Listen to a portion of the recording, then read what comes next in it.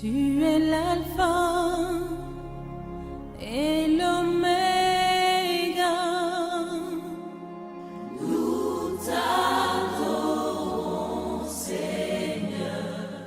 C'est toi qui tiens le monde dans tes mains. Il est plus constant que l'étoile du Nord. Il est le même hier, aujourd'hui et éternellement. C'est lui qui a créé l'univers. Il est le premier d'entre les morts. Il est le ressuscité. Il est l'Adam vivant. Il est la parole de vie. Il est le chemin. Il est la vérité. Il est la vie. Il est celui qui est, celui qui sera, celui qui était. Il est le même hier. Il est le même aujourd'hui. Il est le même éternellement. Il n'a pas changé. C'est de lui nous sommes venus parler. Il ne partage pas sa gloire avec autrui. Il est invité dans cette ville ce soir. Prends le contrôle total et honore ta parole à travers tout ce qui sera prononcé. Glorifie ton nom ce soir et libère, guéris, restaure. Nous voulons juste confirmer que tu as assujetti le règne infernal. Tu as triomphé d'elle par la mort à la croix. Nous sommes venus déclarer cette victoire dans cette ville et nous t'acclamons pour dire que la ville est gagnée pour toi. On acclame le Seigneur. Gloire à Jésus. Gloire à Jésus. On acclame le Seigneur, Alléluia, le roi des Seigneur. rois. On peut mieux faire que cela. Jésus. Alléluia. Le roi, c'est lui le maître des temps et les circonstances. Il ne change pas. Il est celui qui est avant le temps. Il est l'agneau pascal. Il est le sauveur. Il est le sacrifice expiatoire. Il est le rocher frappé. Il est mon rédempteur. Il est mon prophète. Il est mon chef. Le chef de l'armée céleste. Il est mon libérateur. Il est le libérateur de la ville. Il est l'allié céleste. Il est le roi pourmi. Il est mon prophète. Il est mon maître. Il est mon but. Il est ma raison d'être. Il est celui qui me satisfait. Il est l'alpha et l'oméga. Il est le roi des rois. Il est le seigneur des seigneurs. Il est le berger des bergers. Il est le docteur des docteurs. Il est le bon berger. Il est la forteresse. Il est le lion de la tribu de Juda. Il est mon guide. Il est mon grand frère. Il est celui qui guérit par les maîtrisures. Il est celui qui sera. Il est l'alpha. Il est Jéhovah Shammah. Jéhovah Nissi. Jéhovah Shikenu. Il est El Shaddai. Jéhovah Rapha. Il règne sur la vie. Il règne sur le temps. Acclamez-le parce qu'il est Seigneur. Oh, oh, oh, oh, oh, oh, la pierre angulaire. Oh, le rocher de scandale, la sagesse. Il est le Tout-Puissant. Amen. Le Seigneur va y croire que je diminue. Que ta parole puisse nous faire du bien. Qu'elle nous apporte ta restauration pleinement au nom de Jésus-Christ. Amen. Les deux versets, c'est dans le livre de Colossiens, le chapitre 2, le verset 14 et 15. Je vais vous le lire. La Bible dit, il a effacé l'acte dont les ordonnances nous condamnaient et qui subsistait contre nous. Il a éliminé en les clouant à la croix. Il a dépouillé les dominations, les autorités et les a livrées publiquement en spectacle, en triomphant d'elles par la mort à la croix. Voici les deux versets. Vous pouvez répéter après moi. Il a dépouillé les dominations. Il a dépouillé les dominations. Plus fort. Il a dépouillé les dominations. Plus fort. Il a dépouillé les dominations. On peut, si vous voulez, on peut aller un peu plus. Il a dépouillé les dominations. Allez-y. Il les a livrées publiquement en spectacle, en triomphant d'elles par la mort, par sa mort à la croix, en triomphant d'elle par la croix. Vous savez, c'est deux versets très forts. La Bible dit, il a effacé l'acte dont les ordonnances nous condamnaient et qui subsistait contre nous. Et il a éliminé en les clouant à la croix. C'est vrai que je pourrais prêcher 3 à 4 messages, ou même 5 de ces deux versets. Mais je vais peut-être prendre la deuxième partie du verset où il a dit, il a dépouillé les dominations. Tout le monde répète, il a dépouillé les dominations. C'est vrai qu'il a effacé l'acte dont les ordonnances nous condamnaient. La Bible dit, ce verset, cette version dit, il les a éliminés, il les a effacés. Ce qui subsistait contre nous, c'est-à-dire, tous ceux qui sont nés d'une femme et d'un homme sont nés pécheurs. On l'a entendu ce matin. Ils sont nés pécheurs et ils ont quelque chose en eux qui fait qu'ils ne sont pas complets. Ils ont quelque chose en eux qui fait qu'ils ne sont pas parfaits. Il y a les enfants même qui naissent depuis leur naissance avec peut-être un trou même dans le cœur.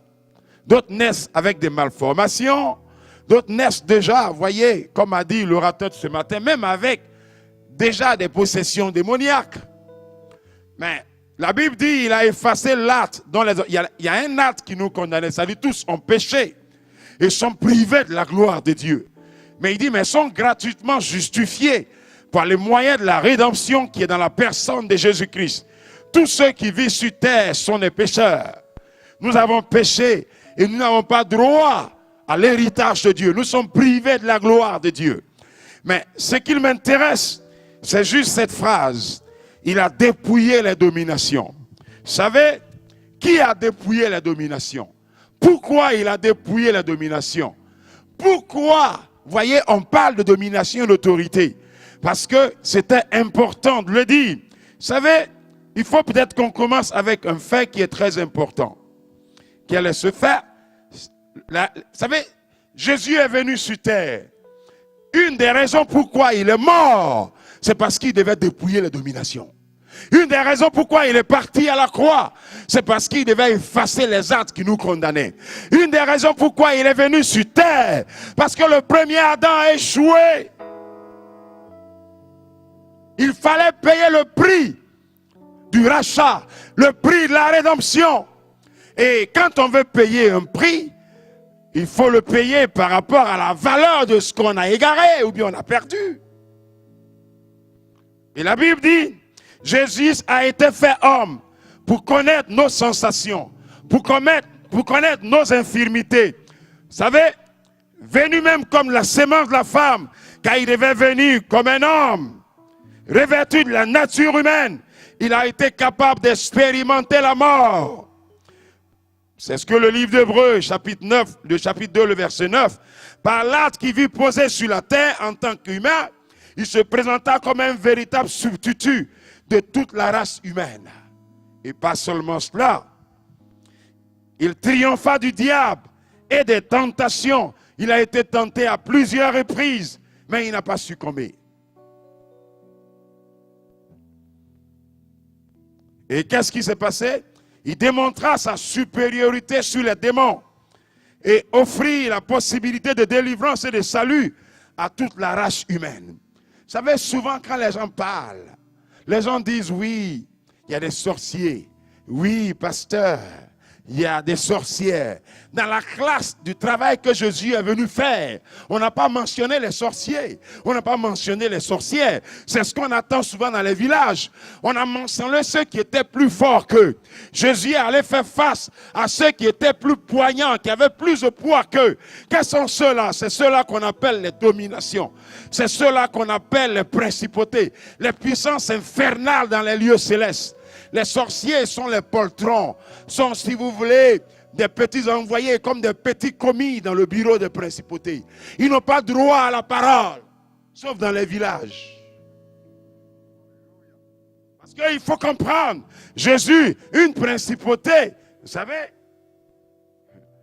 peut prendre pour charge tout un continent.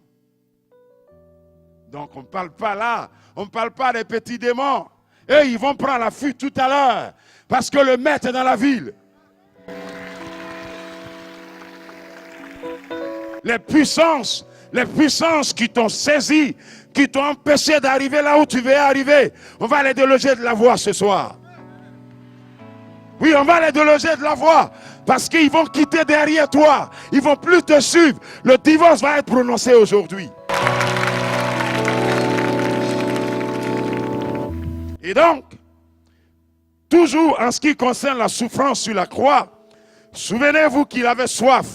depuis son arrestation jusqu'à sa crucifixion, il n'avait pas mangé. Il avait été arrêté. Et avant qu'il ne soit arrêté, Jésus-Christ, il a fait une veillée. À la veillée, il n'avait pas mangé. Et puis après la veillée, il s'est retrouvé le lendemain. On l'a arrêté. Vous savez, il est passé dans la main des juges. Il est passé dans la main des personnes. Jésus a fait plusieurs jours sans manger. La Bible dit, il a eu soif. Il dit, j'ai soif. Depuis son arrestation jusqu'à la crucifixion, il n'avait pas mangé. Il avait faim. Il était fatigué. Il avait également porté la croix. Vous savez, en Israël, là où Jésus avait été arrêté, ok, il n'était pas proche, il n'était pas loin de Gethsémane. Quand vous quittez Gethsémane et que vous devez remonter au Calvaire, où se trouve la montagne du Calvaire, il y a une vallée. Et sur la vallée, vous voyez, c'est là, c'est pratiquement la clôture qui entoure Jérusalem. Et donc, quand vous descendez comme ça, la descente, elle est très forte. Portez une croix. Vous savez, le bois sur lequel doit être pendu un être humain, en réalité, vous savez, si on veut mesurer, si on veut voir le poids, il est proche à une demi-tonne. Il est proche, parce que ce qu'il doit porter un être humain, si quelqu'un fait 100 kilos, il ne peut pas être porté par un bois de 200 kilos. Il faut que le bois soit 2-3 fois, vous voyez, le poids de la personne qu'il doit porter. Et pas seulement cela, il a porté ça sur son épaule. Et pendant qu'il faisait, on le flagellait. Pourquoi? Pour que lui soit blessé, pour que toi tu sois guéri.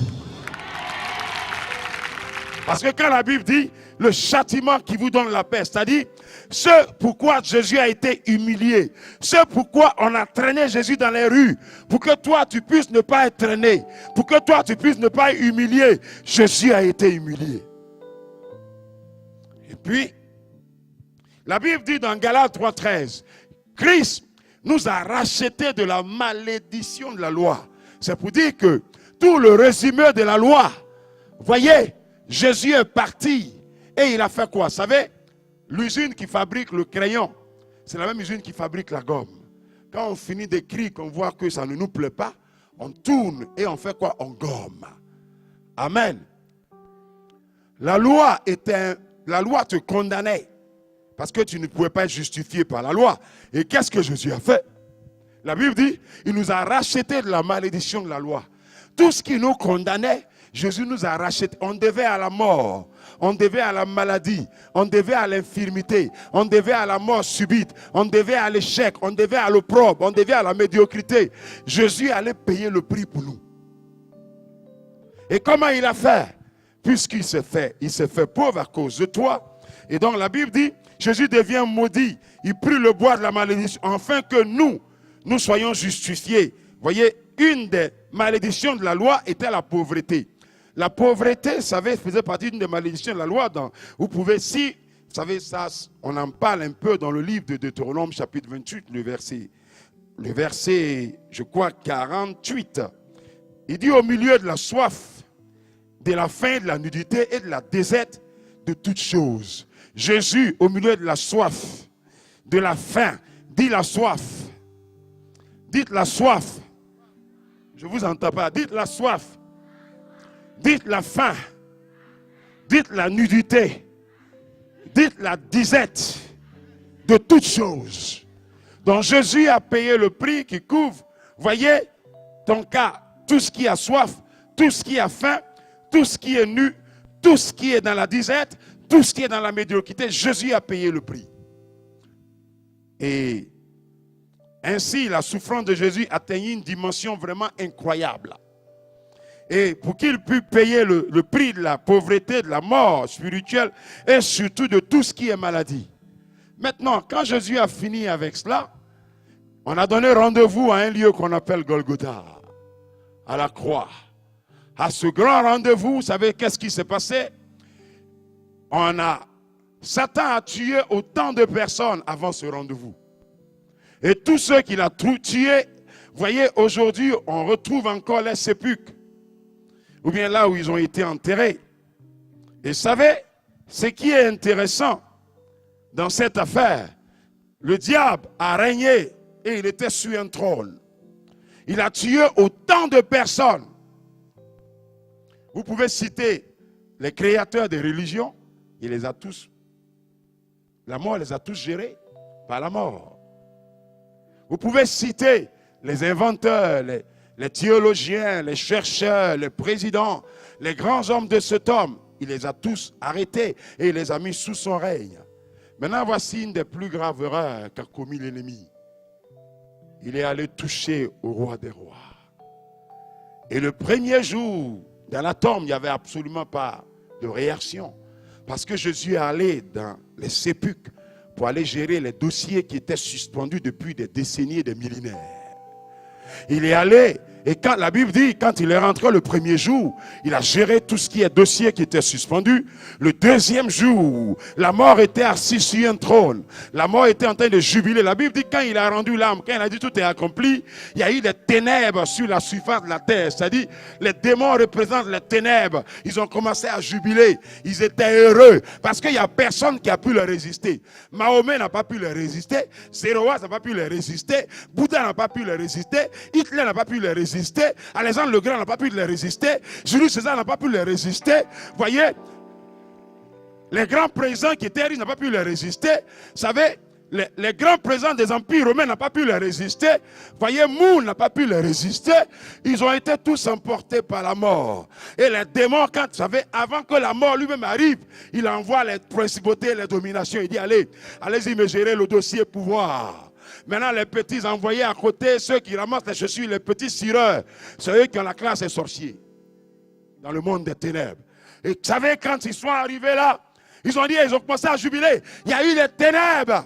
Et puis, le troisième jour, avant, vous savez, il était déjà minuit, les ténèbres ont pris un fond important.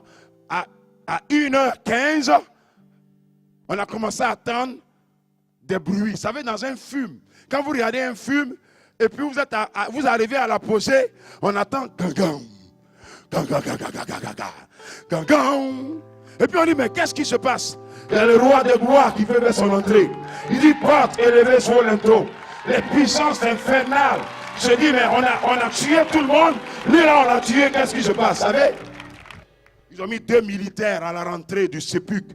Ils ont mis un grand rocher pour bloquer le roi de gloire. Les principautés jubilent. La Bible dit, les ténèbres ont pris la surface de la terre. Et puis, pendant qu'ils s'approchaient de celui qui tenait les clés de la mort, quand Jésus a mis le pas comme ça, il a ressoulevé le pas, il était 4h15. Quand il a dit,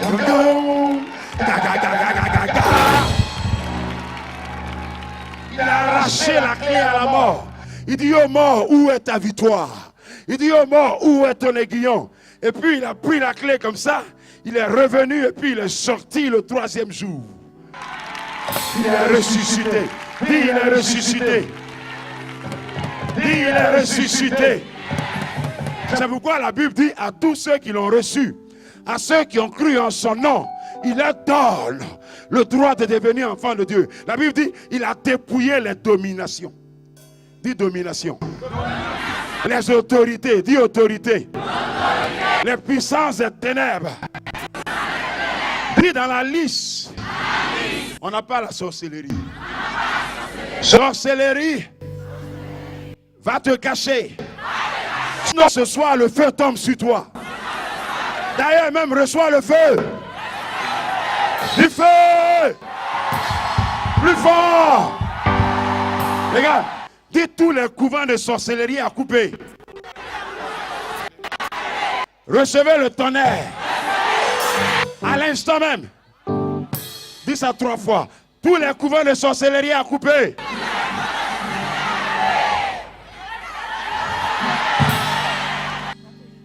Recevez le tonnerre. 2 fois, allez. Allez-y.